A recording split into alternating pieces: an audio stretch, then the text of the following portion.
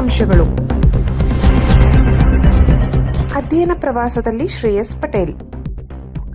ಕೆಎಂಎಫ್ನಲ್ಲಿ ಕೆಲಸ ಕೊಡಿಸೋ ನೆಪದಲ್ಲಿ ಲಕ್ಷ ವಂಚನೆ. ಭಾರತ ಅಮೆರಿಕ ವ್ಯಾಪಾರ ಸಂಬಂಧಗಳ ಮೌಲ್ಯಮಾಪನ ಕುರಿತು ವಾಣಿಜ್ಯ ಇಲಾಖೆಗೆ ಸಂಬಂಧಿಸಿದ ಸಂಸತ್ ಸ್ಥಾಯಿ ಸಮಿತಿಯು ವಿಶಾಖಪಟ್ಟಣದಲ್ಲಿ ಹಮ್ಮಿಕೊಂಡಿದ್ದ ಅಧ್ಯಯನ ಪ್ರವಾಸದಲ್ಲಿ ಶ್ರೇಯಸ್ ಪಟೇಲ್ ರವರು ಭಾಗವಹಿಸಿ ಮಹತ್ವದ ವಿಷಯಗಳ ಕುರಿತು ಗಂಭೀರ ಚರ್ಚೆಯಲ್ಲಿ ಪಾಲ್ಗೊಂಡರು.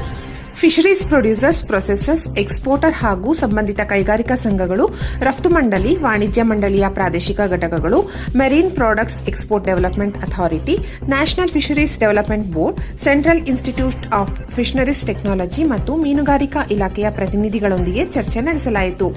ಭಾರತದಿಂದ ಸಮುದ್ರ ಉತ್ಪನ್ನಗಳ ವ್ಯಾಪಾರ ಮತ್ತು ರಫ್ತನ್ನು ಉತ್ತೇಜಿಸುವ ಉದ್ದೇಶದಿಂದ ಹಣಕಾಸು ನೆರವು, ಸಾಲ, ವಿಮೆ ಸೌಲಭ್ಯಗಳನ್ನು ಒದಗಿಸಲು ಕೈಗೊಳ್ಳಲಾದ ಕ್ರಮಗಳ ಕುರಿತು ಚರ್ಚಿಸಲು ಆಂಧ್ರ ಬ್ಯಾಂಕ್, ಸಿಂಡಿಕೇಟ್ ಬ್ಯಾಂಕ್ ಹಾಗೂ national credit guarantee trustee company limited ಪ್ರತಿನಿಧಿಗಳೊಂದಿಗೆ ಸಂವಾದ ನಡೆಸಲಾಯಿತು. ಭಾರತ ಅಮೆರಿಕ ವ್ಯಾಪಾರ ಸಂಬಂಧಗಳ ಮೌಲ್ಯಮಾಪನ ವಿಷಯವಾಗಿ ಆಂಧ್ರಪ್ರದೇಶದ ಮುಖ್ಯ ಕಾರ್ಯದರ್ಶಿಯವರೊಂದಿಗೆ ಸಂವಾದ ನಡೆಸಲಾಯಿತು. ಕೆಎಂಎಫ್ನಲ್ಲಿ ಕೆಲಸ ಕೊಡಿಸುವ ನೆಪದಲ್ಲಿ ಲಕ್ಷ ವಂಚನೆ ಕೇಸ್ ದಾಖಲು. ಕೆಎಂಎಫ್ನಲ್ಲಿ ಉದ್ಯೋಗ ಕೊಡಿಸುವುದಾಗಿ ನಂಬಿಸಿ 10 ಜನರಿಗೆ ಲಕ್ಷಾಂತರ ರೂಪಾಯಿ ವಂಚಿಸಿದ ಘಟನೆ ಬೆಂಗಳೂರಿನಲ್ಲಿ ನಡೆದಿದೆ.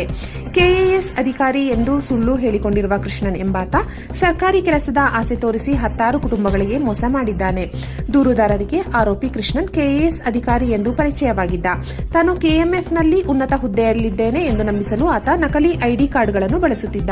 ಪತ್ರಿಕೆಗಳಲ್ಲಿ ಕೆಎಂಎಫ್ ಆಡಳಿತ ಮಂಡಳಿ ನೀಡುತ್ತಿದ್ದ ಅಧಿಕೃತ ಜಾಹೀರಾತುಗಳನ್ನೇ ತೋರಿಸಿ ಈ ಆಡ್ ನಾವೇ ಕೊಟ್ಟಿರೋದು, ಒಳಗಡೆ ನಮಗೆ ಹಿಡಿತವಿದೆ ಎಂದು ನಂಬಿಸುತ್ತಿದ್ದ. ಕೃಷ್ಣನ್ ಕೆಎಂಎಫ್ ಹೆಸರಿನಲ್ಲೇ ನಕಲಿ ಇಮೇಲ್ ಮತ್ತು ಒಟಿಪಿ ಸಂದೇಶಗಳನ್ನು ಕಳುಹಿಸಿ ಅಭ್ಯರ್ಥಿಗಳನ್ನು ನಂಬಿಸುತ್ತಿದ್ದ. ನೇಮಕಾತಿ ಪಟ್ಟಿಯಲ್ಲಿ ಹೆಸರಿದೆ ಎಂದು ನಕಲಿ ದಾಖಲೆ ತೋರಿಸಿ ಪ್ರತಿ ಹುದ್ದೆಗೆ 10 ಲಕ್ಷ ರೂಪಾಯಿ ಬೇಡಿಕೆ ಇಟ್ಟಿದ್ದ. ಇದನ್ನು ನಂಬಿದ ದೂರುದಾರರು ತಮ್ಮ ಸ್ನೇಹಿತರು ಮತ್ತು ಸಂಬಂಧಿಕರಿಂದಲೂ ಹಣ ಕೊಡಿಸಿದ್ದರು. ಒಮ್ಮೆ 10 ಲಕ್ಷ ರೂಪಾಯಿ ಕೈ ಸೇರಿದ ಮೇಲೆ ಕೃಷ್ಣನ್ ಅಸಲಿ ರೂಪ ತೋರಿಸಿದ್ದಾನೆ. ಕೆಲಸ ರೆಡಿಯಾಗಿದೆ, ಆದರೆ ಮೇಲಿನ ಅಧಿಕಾರಿಗಳು ಇನ್ನೂ 15 ಲಕ್ಷ ರೂಪಾಯಿ ಕೇಳುತ್ತಿದ್ದಾರೆ. ಅಷ್ಟು ಕೊಟ್ಟರೆ ಮಾತ್ರ ಕೆಲಸ ಪಕ್ಕಾ ಆಗುತ್ತದೆ ಎಂದು ಮತ್ತೆ ಪೀಡಿಸಲು ಶುರು ಮಾಡಿದ್ದಾನೆ.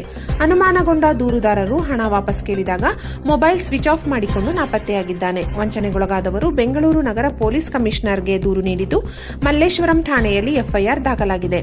10ಕ್ಕೂ ಹೆಚ್ಚು ಜನರಿಗೆ ವಂಚಿಸಿರುವುದು ತಿಳಿದುಬಂದಿದ್ದು ಈ ಜಾಲದ ಹಿಂದಿರುವ ಇತರರಿಗಾಗಿ ಪೊಲೀಸರು ಶೋಧ ನಡೆಸುತ್ತಿದ್ದಾರೆ.